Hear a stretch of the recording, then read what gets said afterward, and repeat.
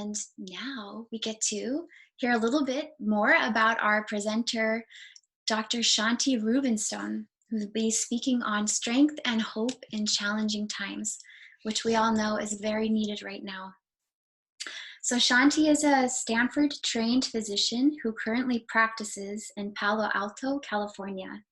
Her experience in wellness and healthcare is rich with stories from her life as a physician and her many years on the spiritual path. She is a much-loved counselor and teacher, as well as spiritual director of Ananda, Palo Alto. She is celebrating the recent launch of a year-long course titled Secrets of Emotional Healing, and it's based on the teachings of self-realization. And we are very fortunate and very grateful to have Dr. Shanti with us today. Thank you, Kalamali, and thank you everyone for pulling together this fabulous program, which definitely includes all of you who are out there joining us, none of whom I can see, but I do know from the names that I know at least some of you. So, but it's great to have this time with all of you. I'm just going to consider all of us friends for the next few hours. That little introduction from Kalamali was wonderful. Thank you. I appreciate it. I want to add one little thing because it feels relevant today. Again, not knowing many of you, but I spent 14 years as a critical care nurse before I decided to go to medical school. Why I did that is why I made that decision is not really important for today, but it is important that I went into medicine with a big background in nursing. And it's very important that I've lived my whole life that way because so much of what comes through for us as nurses is never even touched on in medical school. So I'm saying this hoping that a lot of you who have joined are nurses. And I just want to say I've kept my nursing license active all these years. And I've done it for a very good reason, because there's a level of compassion, of the way that we touch people literally and figuratively that's shared with us over and over in nursing school. And it's not touched on in medicine. This has nothing to do with anything about the talk today, but you'll forgive me, early on I tend to speak that way. Nobody ever spoke to me in medical school about what it means to put your hands on somebody. Ever, not once. I hope that's changed because, as you can see, medical school was a long time ago. But nobody ever said, this is what it means to people to be touched. This is the energy that you're sending or giving people. And that's just relevant for all of us. And it is relevant for this talk today. Because when we talk about what we're all going through in these times and how to not just care for others, which we all do probably so well, but to really care for ourselves. There's a huge amount of energy, wisdom, care that's exchanged in a physical touch through our eyes. So we need to know these things. We were taught much more about it as nurses. I love the title of this talk. This was not my title. This came as an inspiration to Kalamali, strength and courage. They're such strong words, and they're very uplifting words. They're very positive. You hear the title of this talk and you think, yes, we can do this, even in troubled times. It's just the whole feeling behind it. So the instant she said it, it felt so right. And then last night, I looked up the the classic definition of these words, and I wanted to share it with you. This is just from a dictionary, an online dictionary. It says strength is the capacity of an object or substance, we'll consider ourselves both for right now, to withstand great force or pressure. The capacity to withstand great force or pressure. And the definition of hope is that it is an optimistic state of mind that is based on an expectation of positive outcomes with respect to events and circumstances in one's life or the world at large. Aren't they just both so perfect for us to hold? All of what we'd like to walk away with today, we, of course, are going to be sharing, probably all of us, from a primarily spiritual perspective about this, but it doesn't change anything about these definitions. And I'd like to say it also doesn't change anything. The truth is, we're all living in this physical world. This is our reality for right now. And this is maybe a bit of a disclaimer for me. And that is that while I'm going to speak about energy and transformation and upliftment and meditation and the way to hold ourselves as we go through these troubled times, that it's really the only way to carry ourselves through it. I want to say at the outset that I have deep compassion and empathy for everyone, all of us, in terms of what we're going through right now. These are, in many ways, unprecedented times.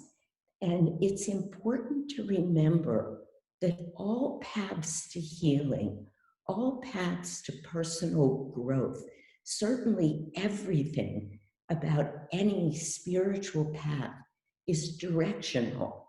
We see where we're headed and we hold the end, the ultimate place that we would like to be in, the ultimate state we'd like to live in. We hold it as an ideal, but at no point do we want to get hard on ourselves or punishing of ourselves because of where we are right now. This is very important before I and we go on to talk about not just meditation, but certainly you already can see by the way the program's written and by things that Kalamali said. This is kind of a spoiler alert, but the answer to everything is meditation. It's just the truth. We'd like it to be different.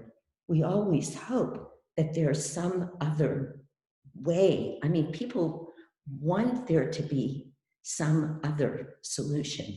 I've spent decades now, many decades, teaching meditation and yoga, not hatha yoga, but Raja yoga. I've taught it for many, many years. People love it, but very often the question comes up, okay, Shanti, but what can I do now? And, there's only so many ways you can say you are doing it now. We'll talk about breath. Every breath is doing it now. If we raise our consciousness, if we're doing it with some thought about what breath means, every time that we sit up straight, that we open our hearts, that we smile, that we raise our eyes and look up, we're doing what we call it. We want there to be something else. What we really want as human beings is some way to fix everything in the world. Of course, we want that. If we can just make this better or that better, things will be better. And to some degree, that's true. Certainly in this current crisis, if we have more equipment, if we have more hospital beds, ICU beds, personal protective equipment, if we could sleep longer, if our shifts could be less than 12 hours, 24 hours, 48 hours for some of these firemen. I mean, everything that's going on. Sure, it would be better. I remember when I was in medical training, and just to say there are literally laws against putting people through medical training the way it was when I went through it. I mean, we were up for 48 hours every other day, and we rarely had a 24-hour break. By the time we'd get out of the hospital, it could be 4 in the afternoon. We could have been up for 2 days, and we were back at 5 or 6 the next morning. For a year, we had 2 weeks off in the year, just so I'm honest. And I remember one time going to the chiefs of the hospital and saying to them, could you just put more comfortable beds in our on-call room? It just felt like if I could sleep well for those 10 or 15-minute naps that I was getting, that it would make things better. And of course, in some way, it would have. So I'm not against all of that. And I want to say, sort of as a disclaimer, that I've had to go through this in this online course that I'm teaching that Kalamali mentioned, called Secrets of Emotional Healing, based on a book that Swami Kriyananda wrote.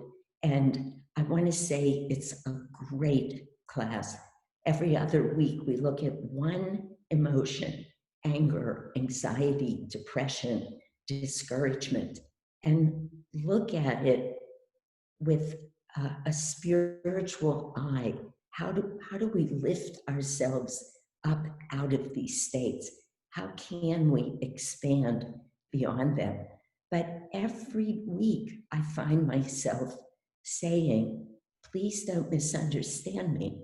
I understand depression's real and people suffer with it. And I have great compassion and empathy for those people. When you're in a state of anxiety, you can't sit to meditate. That's not what you need right then. So I want to say to everybody, we have data about this. We don't have to guess. We can see what's happening in healthcare at this time. The incidence of depression, the incidence of anxiety, the incidence of overeating, of obesity, of drug use, alcohol use. We're looking at all of this data. Kalamali just showed it to you. And if you didn't have a time to really absorb it, you can go back and look at those slides. They're wonderful slides. So that's real. And I don't want anybody to feel that I or we are in denial of that. But what I want to speak to you about is that even while that's real, there is a way to feel better as we're going through it. There are ways that most of us have not been taught. Now, I know probably half of you are meditating, another quarter have tried it. So that makes it easier to give this talk. But it's beautiful to remind ourselves that meditation works, that positive thinking works. As I said before, watching our breath, and I'll come back to it, works. I used to tell medical students, and I've mentioned it in talks for years, I've had an extremely busy medical practice all of my life, which has been a joy. But it's been one of the largest practices in the country. And for many of those years, I was also a hospitalist, which means I would make rounds on all of our patients, my whole big medical group, every day. And for weeks at a time, I would only be doing the hospital work. Well, I want to be honest, there were many, many times where I would find the nearest linen closet or the nearest supply closet and go running in to really watch my breath, sometimes just for 10 or 15 breaths, because I didn't have time. I was so busy for so many days in a row, so many years of my life. I loved it, but it was, we'll say, very full. But I would be desperately looking for a way to bring myself back. I'd like to share one of the earliest experiences I had in medical school, though because I had already been a nurse for 14 years, I was already having some extraordinary, and I mean that, extraordinary experiences in and around healing and what happens when we open ourselves to share energy with another human being at an unprotected and very deep and expansive way. I was asked to go and see a woman, very first patient at Stanford. For those of you who might not know, Stanford University is thought of as being one of the finest medical institutions in the world. So it's important to hold that for this story. I was asked to go and see this older woman who had been in the hospital for a very long time, I think 6 weeks at this point, and she was dying. And she was asking everyone to just let her die. She was on the cardiac ward. And she really didn't want, at every teaching hospital, these huge trails of people come in, from the attending physician, the person who's in charge, to medical students, including fellows, residents, interns. So you can have easily 12 people come into your room and you're sick as a dog and they're talking about you while they're standing there. It's necessary. It's not a bad thing, but it is an intrusive thing at times. She had had it. She didn't want to see anybody, but for some reason, somebody felt to send a first-year medical student in there to interview her and do what we call a history and physical, which for a first-year medical student can take 2 hours. You answer all of these questions, that are totally irrelevant in the long run, but it helps you to become a better doctor to learn. So I was beside myself. Why am I going into this woman's room? Nobody's been able to help her. What am I going to bring? I stop at the nurse's desk. They start calling me Dr. Rubenstone right away. Yeah, I'm in my first few months of medical school, but they say, she's not going to want to see you, Dr. Rubenstone. She hasn't wanted to see anybody. She's done. She really wants to die. Well, okay. I had to go in. So I went in and I looked at this woman. Remember, I had been a nurse. And I said to her, I pulled my chair up close to her bed. And I just looked at her and I took her hand and I said to her, how are you? And she just looked at me and she started talking. This is the truth. She spoke for an hour, nonstop. She told me everything. She told me about her pain. She told me about her loneliness. She told me about how many of her friends had died. And So her family, her friends, everybody seemed to be leaving. She told me how hard it was to live, to even breathe at some times. I never said a word. When she was done, I just felt all I should say is, thank you for telling me all of this, which I really felt. And I said, I'll come by and see how you are tomorrow. And I left. And I came back the next day, and her hospital room is empty and the bed is stripped. So, of course, I thought she died. So I went to the nurses and I said, what happened? And they said, you won't believe it. I knew right away that I would believe it. I was already on this path, by the way. I was sort of sent to medical school by Yogananda. That's a story I'm not going to tell today, and he came through medical school and training with me. He was always there supporting me, and I was already meditating. So I said, tell me. And they said, she perked up last night. She insisted we call the doctor on call. She told him she wanted to go home. He said, I can't discharge you. And she fought with him a little and said, I feel better. I want to go home. And she eventually signed out against medical advice.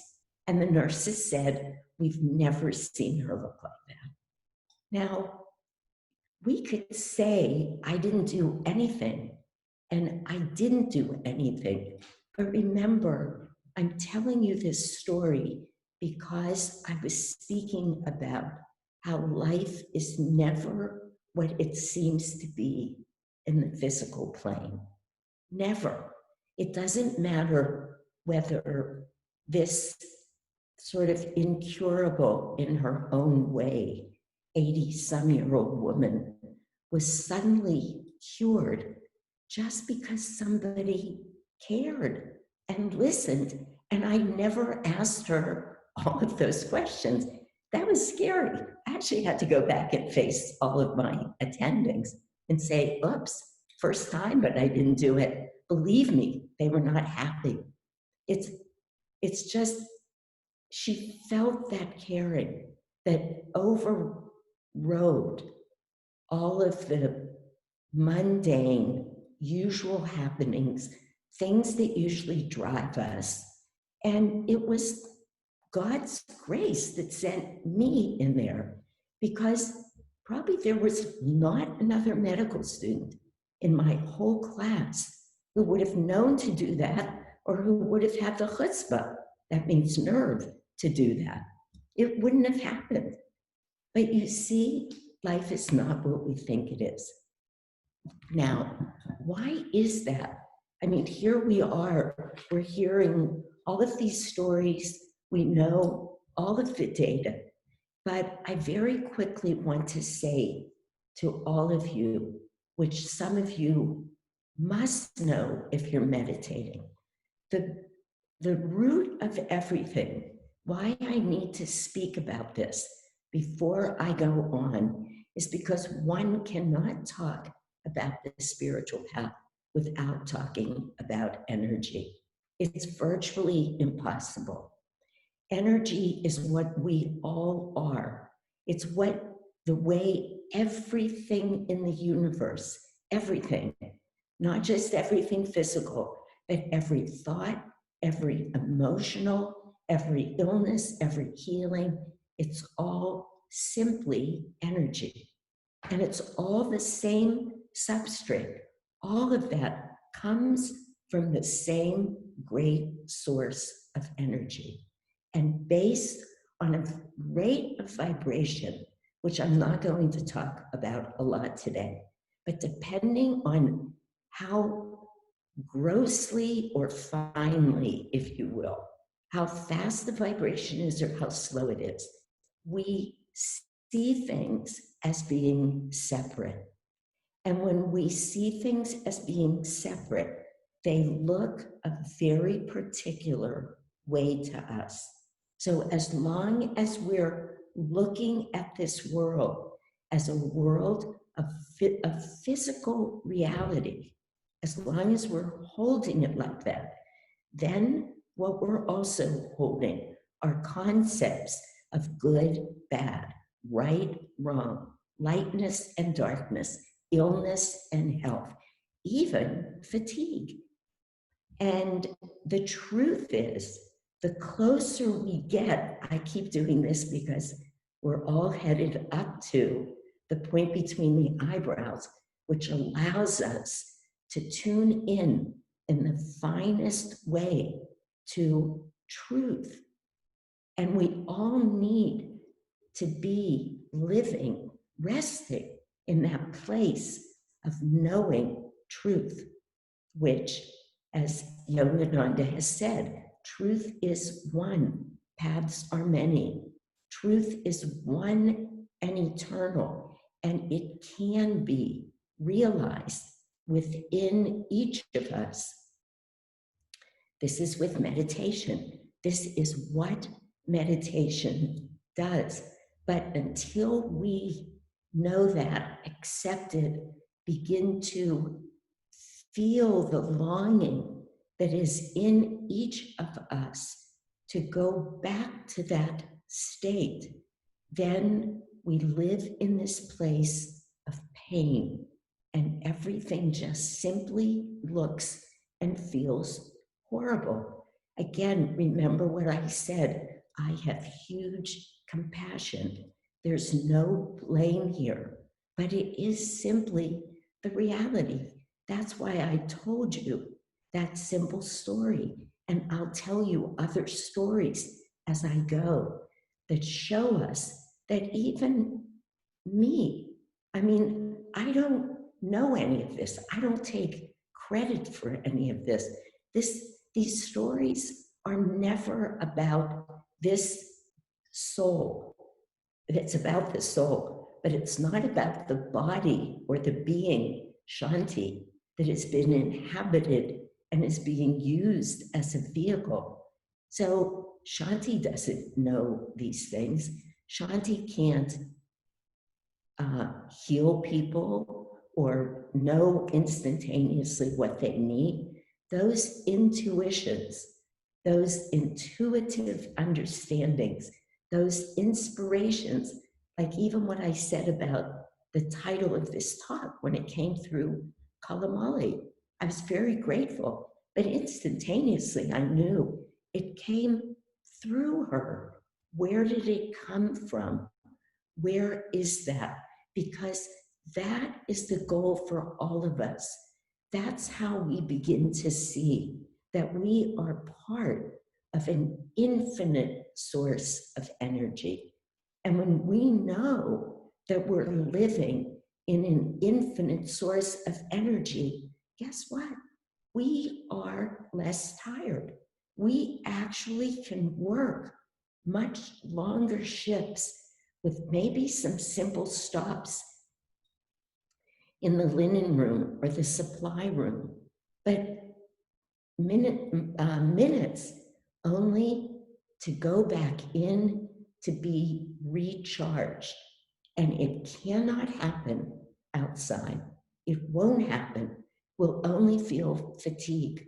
This was the great blessing in my life of finding meditation before I started medical school, long before, because I was able to go through those 4 years where nobody else was worried about what kind of sleep we were getting, what kind of food we were eating.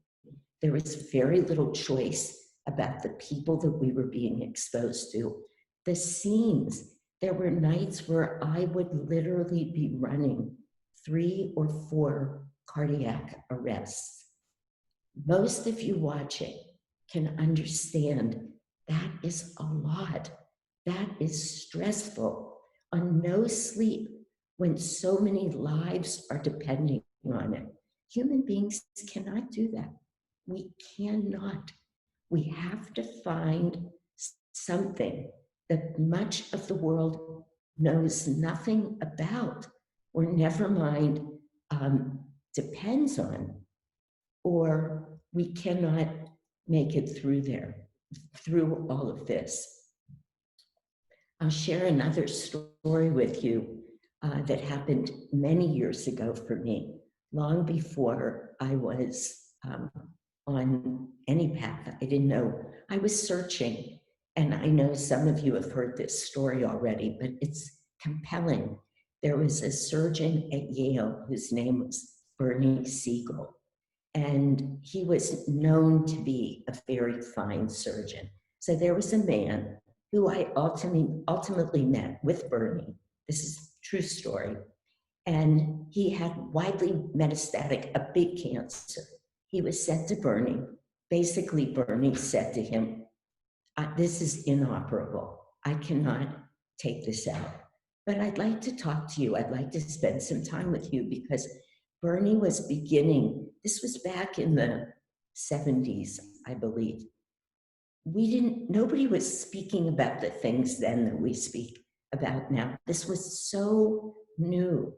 But Bernie said to him, I'd like to talk with you. I'm looking at where we hold our mind. So attitude and a different type of mindfulness than how we say it now, because people were looking mind, body. Nobody was talking about spirit yet.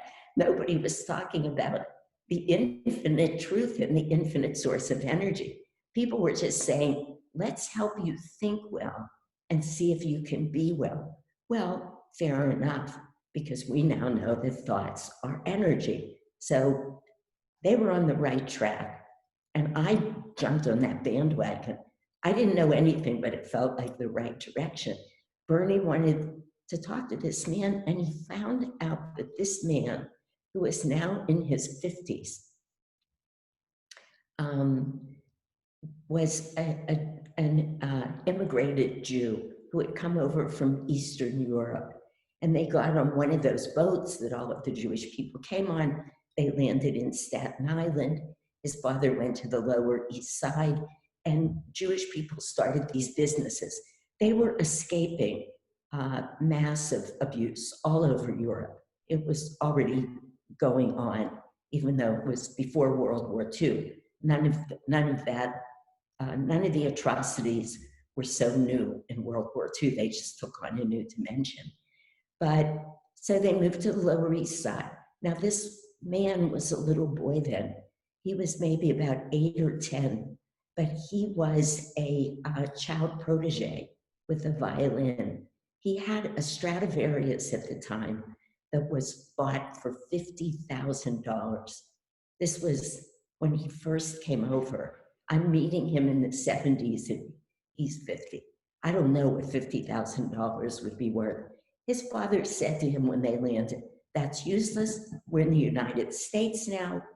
We're going to live as the Americans live, and we're going to do business and make money and become American. And he took his violin away from him. He had been performing all over Europe as a child. Bernie's meeting him now with this cancer. Bernie says to him, I want you to start playing that violin. And the man says, I haven't touched that violin in 35 years, maybe 40. Bernie says, I don't care. Get it out and start playing it twice a day. The man did. The man's cancer completely just dissolved. He lived many years. He became a fairly well-known violinist. Now, of course, that blew everybody's mind in the medical field at the time. But it shouldn't blow our minds because it's energy. When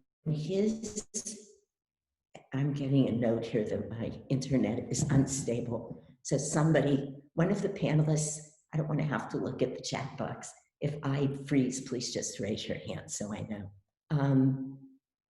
It's energy, and energy can neither be created nor destroyed, but it can always be transformed.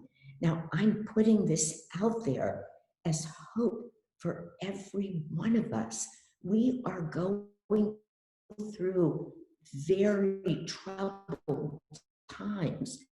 We're anxious, we're depressed, we're exhausted. If I showed you a poll of MDs when HMOs first came out, which is big history to most of you watching, but not to me. I lived through it. That first slide that Kalamali showed, docs leaving practices, finding other businesses, it all happened then, exactly like that. But lives weren't being lost. It wasn't the same kind of tragedy that we're being faced with right now. But listen to this. This is one of the first physical laws of the universe. Energy can neither be created nor destroyed, but it can always be transformed. That means there's hope for every one of us to say, wait a minute, am I my depression? Am I my anxiety? Do I need to live like that? Yogananda says that courage is an innate quality of the soul. That's powerful.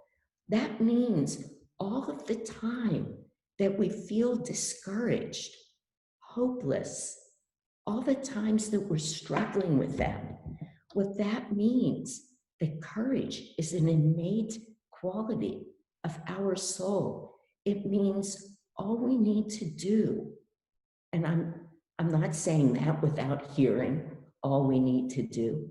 This is hard. This is all very hard. You know, a couple of the jokes, I hope I'm not raining on anybody's parade, but I copied down a couple of the jokes that I think Simran sent out before. And it says, the doctor asked his patient, when was your last stress test? The nurse replied, well, I went to work yesterday. You know, like, this is hard. Did you hear about the nurse who died and went to hell? It took her 2 weeks to realize that she wasn't at work anymore. You know, these are high mountains that we're climbing. Whether we look at our spiritual path or we look at what's going on right now, I haven't forgotten it's hard. I'm living it too. And I would say, so what? Life is hard. Every single thing we accomplish that matters, it's hard. And it can be the most simple thing.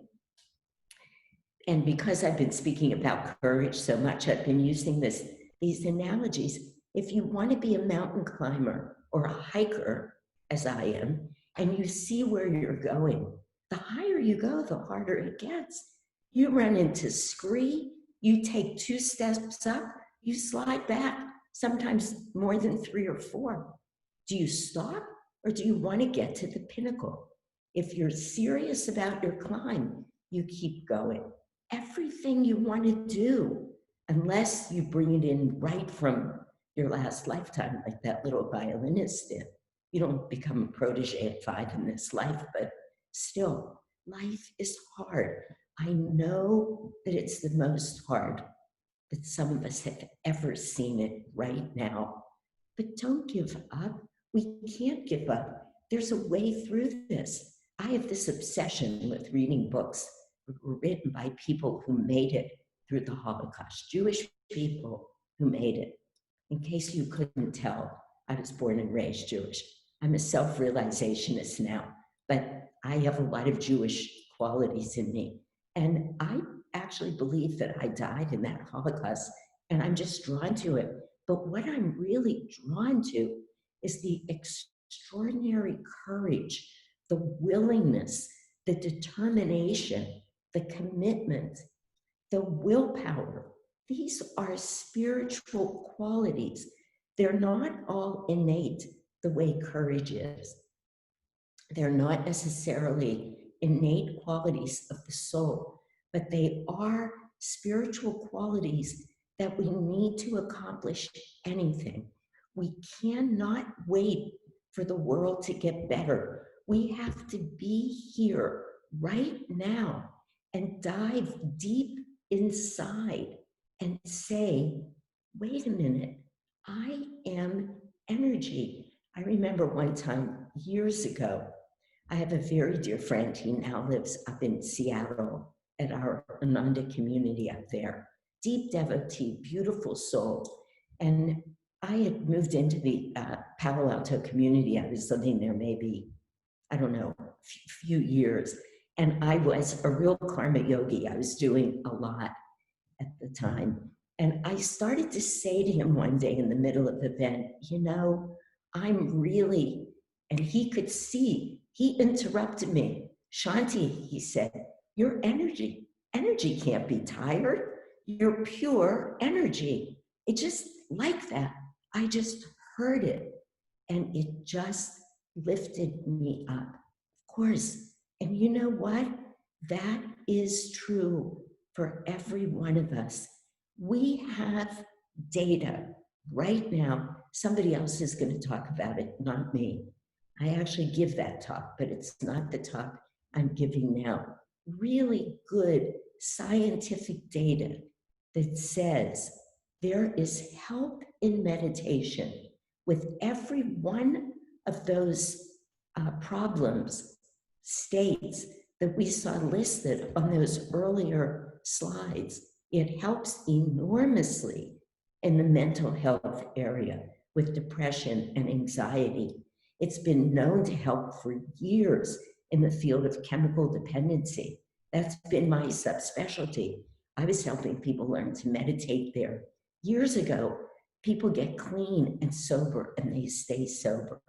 It can help all of us right now, even those of us who are practicing and on the front line, and even those of us who are seeing just atrocities.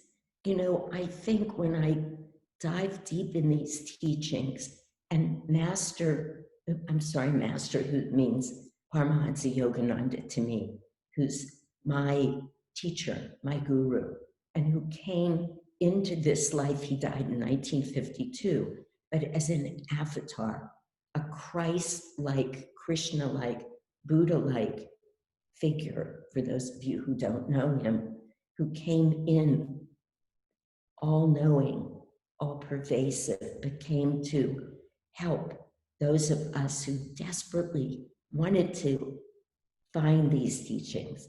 And he came and he saved us. And for some of us, he continues to guide us.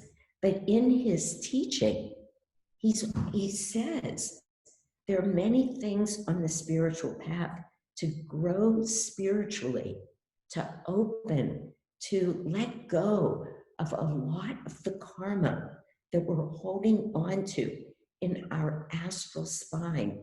Many things we need to do. The first is we need to know nothing can come to us in this life. Nothing, no exception, that is not meant precisely for us as an individual. It's not meant maybe for anybody else in the same way. It's meant to come to help us grow spiritually, to loosen energy that's stuck in our chakras. I can't go there right now to explain it, but suffice it to say, everything that comes to us is an opportunity for spiritual growth. And I'm saying that word again and again, everything. There's never a mistake. We grow as much as we can. If we can't, sometimes we have to look at things and say, I can't do that right now. Fair enough. Don't blame yourself. Don't get on yourself. But that doesn't make it a mistake. It wasn't. That's number one. Recognize that everything that's there is for you.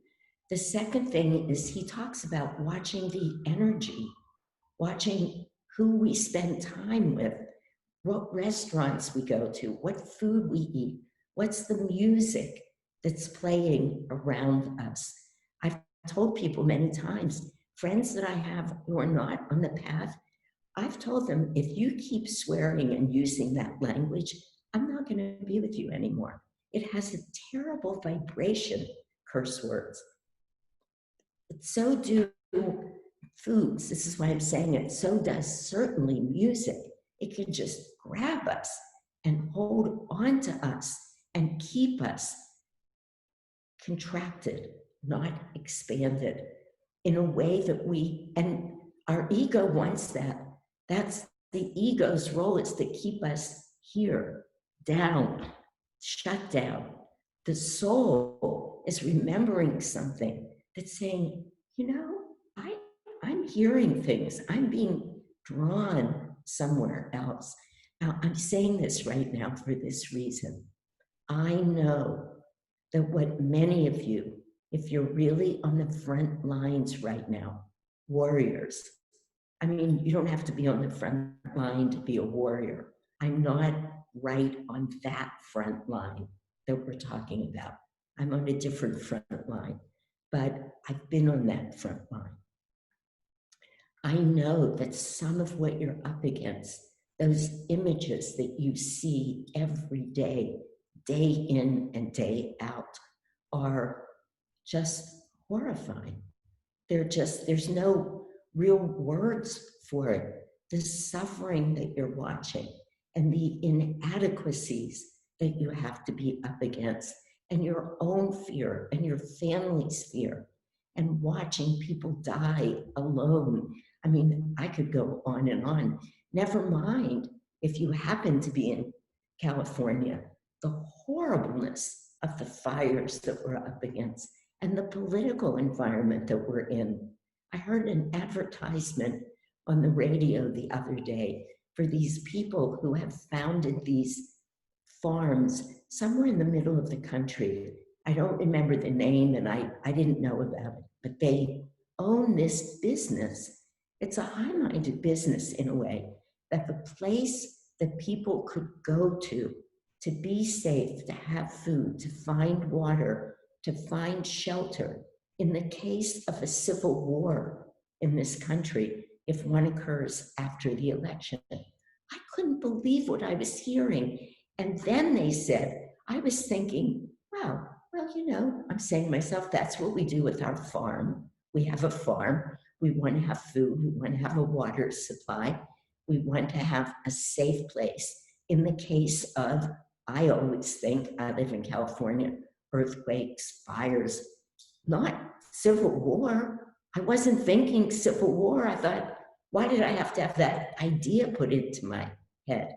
And then that they would have guns there to protect you. It's like, whoa, this is what we're living in. This is like, welcome to 2020.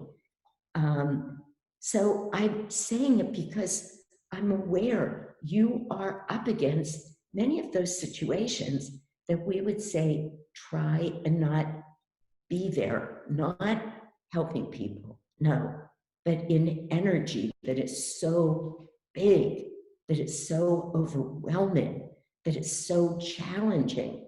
Just last night I was driving home, it was dark after a program that we had here, and there was some commotion on the side of this little road that I take. A couple cars had stopped. Out of the corner of my eye, I thought I saw somebody laying on the ground. It was dark, 2-lane road, not a lot of traffic. The first thing I said to myself is, no, I don't want that image in my mind. Meaning, you're a doctor, Shanti, you're a nurse. You could go back there and help. And the first thing that came was, no. And then I said to myself, no, yes, absolutely, yes. I turned my car around and I went back, and it was a bicyclist who had been hit, but he wasn't badly hurt. Anyway, the point is, I could feel that place. I said right away, you don't want that image in your mind now. But even when you're up against all of it, even then, you can be practicing very simple techniques that have to do with the breath, because the breath, and you'll hear more about this later, so I'm not going to go deep into it, but the breath can so easily calm you. And calming you here means bringing you to your center, where you, all of us, we can work so much more from a place of pure intuition. And not only that, but the minute we calm ourselves, we open ourselves to that source of infinite energy. It comes with truth, it comes with knowing, it comes with love, it opens our heart, it calms us, it makes remarkable things happen. I'm not sure how much time I have left, but Kalamali, you tell me if I'm wrong. I think I still have at least another 10 minutes. Is that correct? Yes. Kalamali, can you let me know? Do I have 10 more minutes? Yes. Okay, thank you. Sorry. Oops, sorry, everybody. I want to share another story. Again, a story that a lot of people have heard, but about this, about coming into the moment in any and all circumstances as a way of not just coping, but going so far beyond coping into, honestly, after it's practiced for a while, in some of the most challenging situations, being able to be so present while you're feeling true joy. It's amazing they coexist. When you're centered, you are that joy. You are that love. So no matter where you are, no matter what's happening, you having that experience, the true experience of this statement that we make often is so hard to grasp. If the mind is impossible with the mind, but in the human condition, that God is the doer.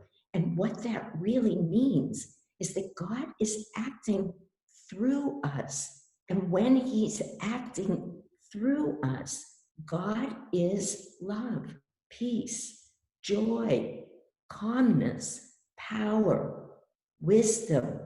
So when we let Him act through us, we are that. Just like Jesus said, Jesus came to tell us, everything you are, everything I am, you are too, and more. He said those words to everybody who had ears to hear. If the people could listen to Him, He was saying, don't live thinking you're limited. You're not limited. You have direct access to infinite wisdom, infinite knowledge, knowing, the ability to be present in every moment. But along with that, or not but, and along with that comes love, devotion, joy. They're not separate. They're not dual. They don't live in that dualistic place that we all, it's the nature of the human condition. We're all living it, but let's all start practicing to not be there. I was in the midst of the busiest medical practice that I've had, 6,000 patients. Sam Ron's going to get that.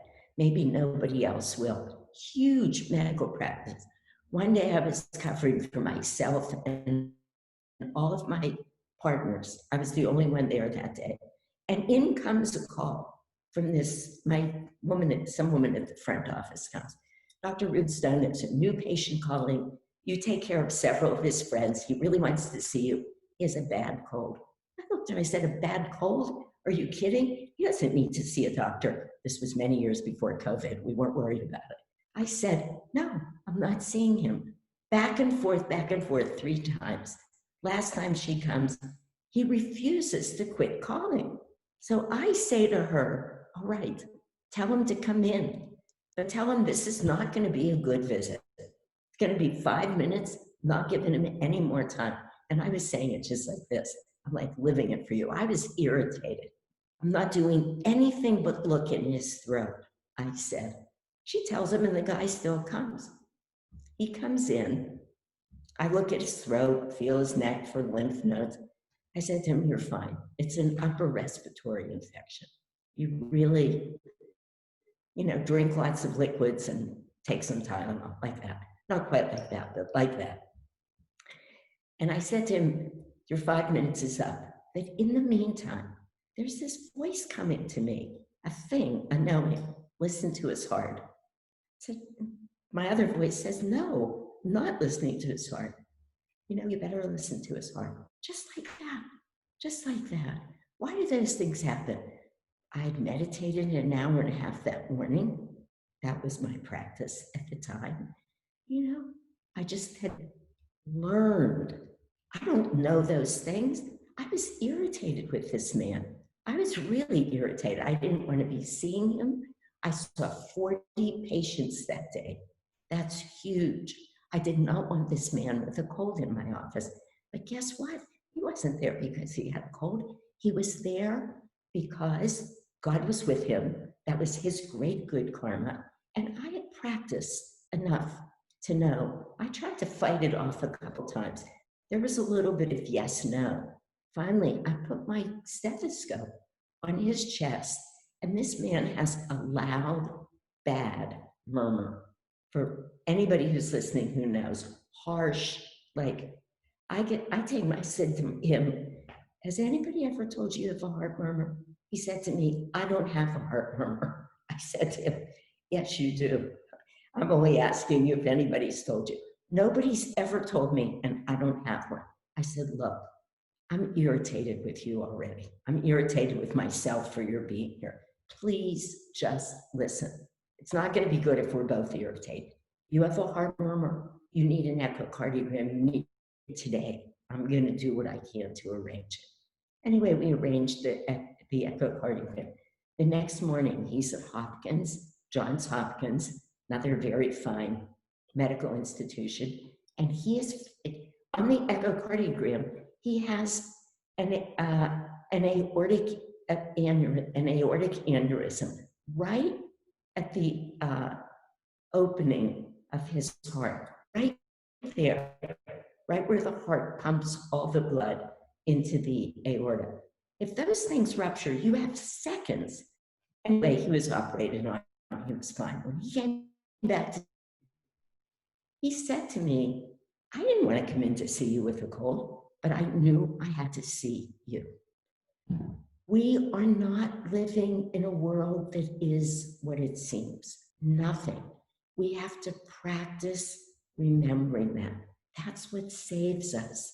That's what allows us to live through what so many of us, everyone, really, that's why I raised the issue of politics and civil war.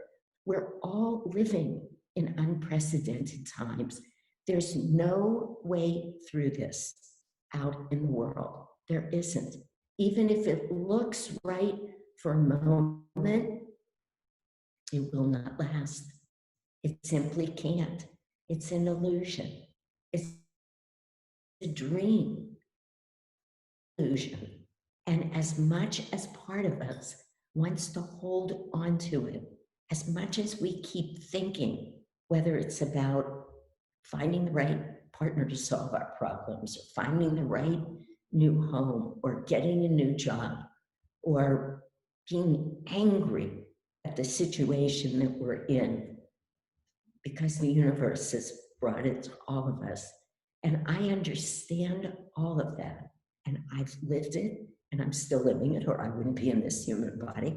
We're only here until we know the truth all the time. But that's not where the answer is. And as horrible as that remains, right, for right now, for all warriors, as horrible as, and in some ways we all are, if we open ourselves to truth, we find the wherewithal, we find the inclinations, we find ourselves looking in the right direction, feeling light and love flow through us in all situations. And that is the only answer. And the only way there, the only way is through meditation, which again, you're going to hear about.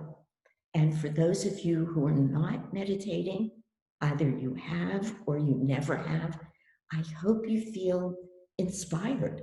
I hope that you can feel that there is another way to go through this life. And it's the only reason we're here. Anyway, the only reason we took this human incarnation is to allow our souls to make spiritual progress. It's the only and final lesson about life. We can take another few thousand or a few million lives to learn it. It's all okay, but we're all headed to the same place anyway. And as Swamiji said over and over, Swami Kriyananda, when he would speak to us, you're going to get this eventually. Why not now?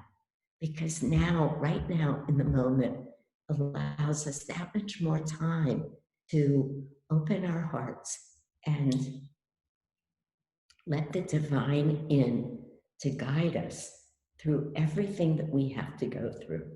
So I hope that this has inspired some of you to meditate, and all of us to meditate more and hopefully deeper and better, and find ourselves feeling more calmness, more deeply relaxed, more able to be in every situation, again, with our hearts wide open, so that light and love can flow through us and out into the world.